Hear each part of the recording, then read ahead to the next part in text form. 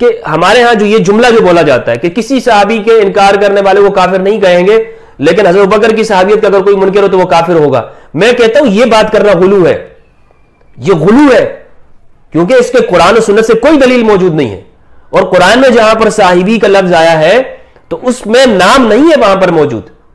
اس بات سے میں انکار کرتا ہوں کہ اس بنیاد پر جو تم کافر کہتے ہو یہ بات غلط ہے۔ یہ جو غلو کیا جاتا ہے نا ہمارے اندر، کیا غلو کہ جی سب صحابہ کی صحابیت کا انکار کر دو کچھ بھی نہیں ہوگا تمہارا، لیکن حضرت ابوبکر کی صحابیت کا انکار کر دو گے تو کافر ہوگا، یہ غلو نہیں ہے؟ اس میں آپ نے حضرت علی کی صحابیت کو ختم کر دیا، حضرت عمر کی صحابیت ختم ہو گئی، حضرت عثمان کی صحابیت ختم ہو گئی، سب صحابہ کی صحابیت کو آپ نے کہہ دیا کہ کوئی مسئلہ نہیں ہوگا۔ آپ نے مفتی فضل ہمدرد کا کلپ سنا،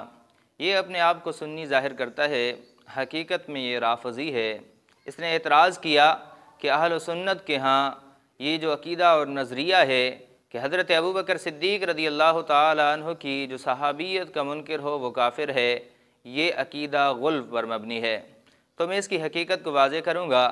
نمبر ایک کہ حضرت ابوبکر صدیق رضی اللہ تعالیٰ عنہ کی جو صحابیت کا منکر ہو، اہل سنت کے ہاں اس کا حکم کیا ہے۔ نمبر دو کہ جو دوسرے صحابہ کرام رضوان اللہ علیہم اجمعین کی صحابیت کا منکر ہو اس کا حکم کیا ہے۔ نمبر تین اس نے اعتراض اٹھایا اذ یقول لصاحبہ سے حضرت ابوبکر صدیق رضی اللہ تعالیٰ عنہ کو مراد لینا درست نہیں کیونکہ ان کا نام مذکور نہیں، تو اس اعتراض کا بھی جواب دوں گا۔ نمبر ایک آپ کے سامنے میں اس بات کو واضح کرتا ہوں کہ جو حضرت ابوبکر صدیق رضی اللہ تعالیٰ عنہ کی صحابیت کا منکر ہے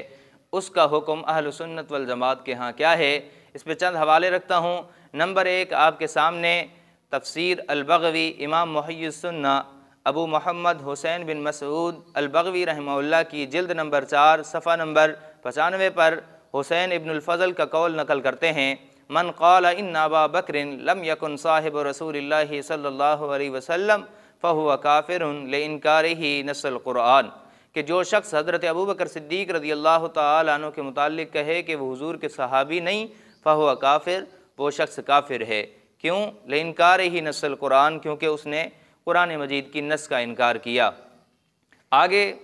نمبر 2 حوالہ ہے رد المحتار کا، علامہ شامی رحمہ اللہ جلد نمبر 6 صفحہ نمبر 378 پہ لکھتے ہیں، نام لا شک فی تکفیر من قذف سیدۃ عائشہ رضی اللہ عنہا او انکر صحبت الصدیق، کہ کوئی شک نہیں ہے اس شخص کی تکفیر میں جو حضرت عائشہ الصدیقہ رضی اللہ عنہ پہ تہمت باندھے یا حضرت ابوبکر صدیق رضی اللہ تعالیٰ عنہ کی صحابیت کا انکار کرے۔ نمبر 3 آپ کے سامنے فقہ حنفی کی معتبر کتاب البحر الرائق علامہ ابن نجیم حنفی رحمہ اللہ کی جلد نمبر 5 صفحہ نمبر 204 پر ہے، وَبِإِنْكَارِهِ صُحْبَةَ أَبِي بَكْرٍ رضی اللہ عنہ، کہ حضرت ابوبکر صدیق رضی اللہ تعالی عنہ کی صحابیت کے انکار کی وجہ سے اس کی تکفیر کی جائے گی۔ نمبر 4 آپ کے سامنے مجمع الانہر فقی عبد الرحمن بن محمد سلیمان کی جلد نمبر 2 اور صفحہ نمبر 504 پر ہے، وَيُكَفَّرُ بِقَوْلِهِ، تکفیر کی جائے گی ان باتوں کی وجہ سے۔ آگے لکھتے ہیں وَبِإِنْكَارِهِ صُحْبَةُ أَبِي بَكْرٍ رضی اللہ عنہ، حضرت ابوبکر صدیق رضی اللہ تعالیٰ عنہ کی صحابیت کے انکار کرنے کی وجہ سے بھی تکفیر کی جائے گی۔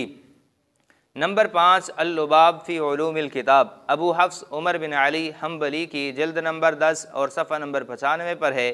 قال حسین ابن الفضل، حسین ابن الفضل رحمۃ اللہ علیہ کہتے ہیں، من قال ان ابا بکر لم یکن صاحب رسول اللہ صلی اللہ علیہ وسلم فہو کافر لانکارہ نص القرآن، کہ جو شخص حضرت ابوبکر صدیق رضی اللہ تعالیٰ عنہ کی صحابیت کا انکار کرے وہ کافر ہے نص قرآن کے انکار کی وجہ سے۔ نمبر 6 البجیرمی علی الخطیب، یہ سلیمان بن محمد شافعی کا حاشیہ ہے، جلد نمبر 5 اور صفحہ نمبر 107 پہ لکھتے ہیں، لو قال ابو بکر لم یکن من الصحابہ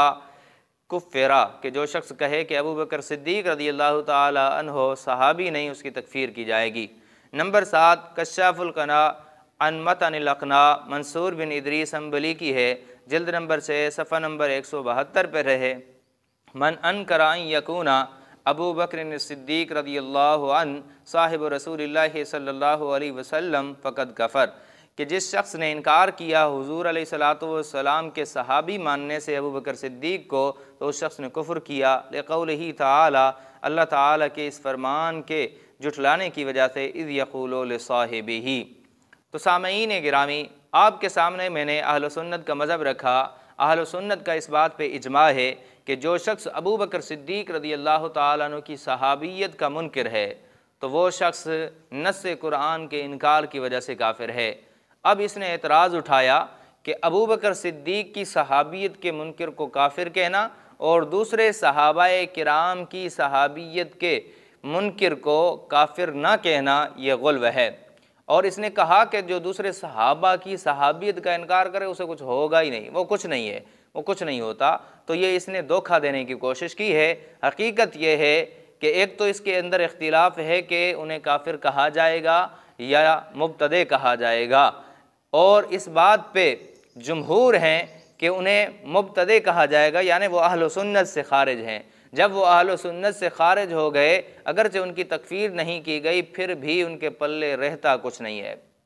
آگے آئیے کہ حضرت ابو بکر صدیق رضی اللہ تعالی عنہ کے منکر کو کافر کیوں کہا جاتا ہے کہ ان کی صحابیت کا جو انکار کرے تو وہ کافر ہے؟ وہ اس وجہ سے کہ نص کے اندر صراحت آ گئی ہے حضرت ابو بکر صدیق رضی اللہ تعالیٰ عنہ کی صحابیت کی۔ اب صدیق اکبر کی صحابیت کا منکر نص قرآن کے انکار کرنے کی وجہ سے کافر قطعی ہے۔ جو دوسرے صحابہ کرام ہیں ان کی صحابیت اجماع اور تواتر سے ثابت ہے، اس کا انکار کرنے والا بھی اہل سنت نہیں رہتا، لیکن وہ کافر قطعی نہیں ہے۔ نمبر 3، اس نے اعتراض اٹھایا کہ یہاں پر حضرت ابو بکر صدیق کی ذات کو مراد لینا صحیح نہیں ہے، کیونکہ اذ یقول لصاحبہ میں حضرت ابو بکر صدیق رضی اللہ تعالیٰ عنہ کا نام مذکور نہیں ہے۔ تو یہ اس کی قرآن مجید کے علوم سے جہالت کی دلیل ہے۔ اگر اس کو قرآن مجید کے علوم سے واقفیت ہوتی، قرآن مجید کے علوم سے مناسبت ہوتی، کچھ اس نے پڑھا ہوتا،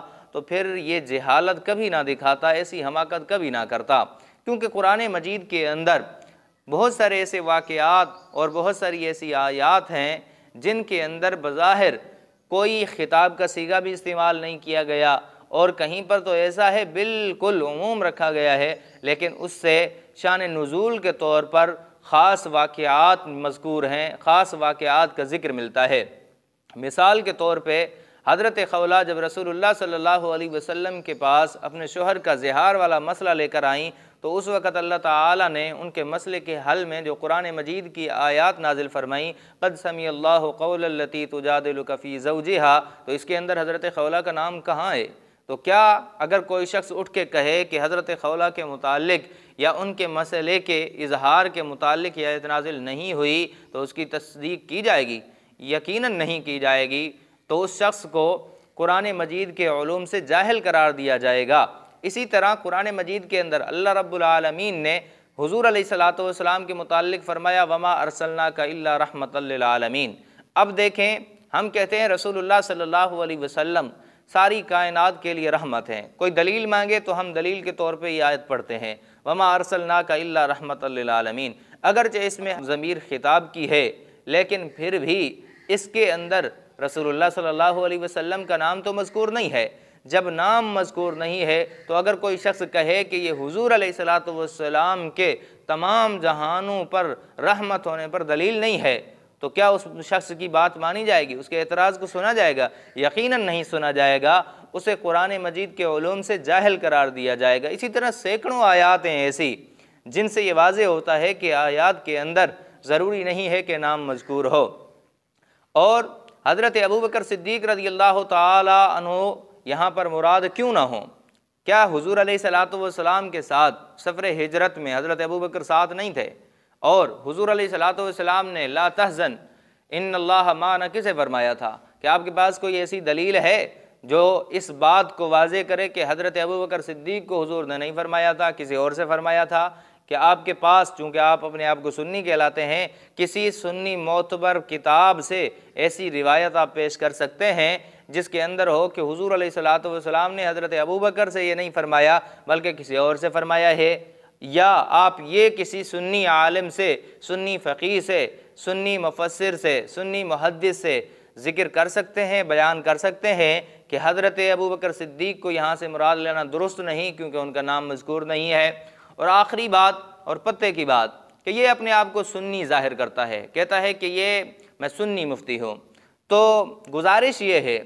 یہ جب اپنے آپ کو سنی ظاہر کرتا ہے تو ہمارا اس سے مطالبہ ہے، بھائی تو نے آج تک جتنے بھی ویڈیوز بنائی ہیں وہ ساری اہل سنت کے مذہب کے خلاف ہیں، کوئی ایک بھی ایسی نہیں ہے جو اہل سنت کی موافقت کرتی ہو، اور ساری کی ساری اہل تشیع کی موافقت میں ہیں، تو یہ ساری چیزیں دلالت کرتی ہیں کہ تو سنی نہیں ہے۔ اس کے باوجود اگر تو بضد ہے کہ تو سنی ہے تو ہمارا تجھ سے مطالبہ ہے تو اپنی سندات کو ظاہر کر،